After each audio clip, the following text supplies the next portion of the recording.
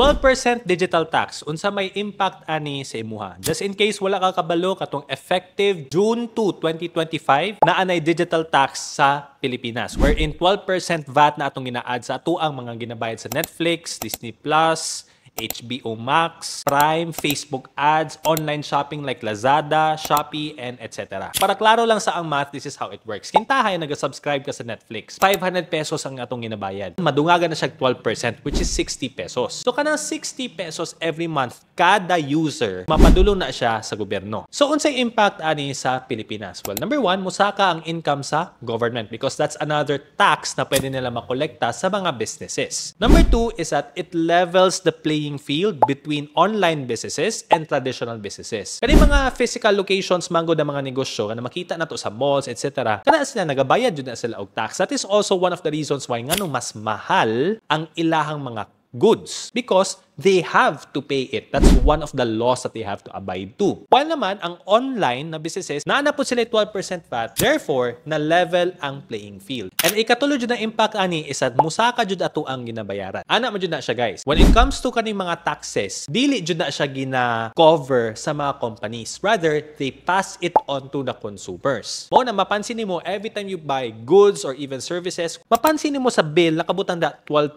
VAT. Nganong inana man? Because sila gina-charge na nila sa atua as customers para mao to ilang gamiton pambayad sa gobyerno. So this means na tan-aw na pud nato ato ang finances kung mapansin nimo na mahal na imuhang ginabayad because sisaka lagi ato ang cost. Therefore, you have to reduce your expenses or you can increase your income to cover the expenses that you currently have. So ikaw, unsay pananaw nimo sa digital tax? 12% VAT nag-i-implement diri sa Pilipinas. What mo answer sa comment section.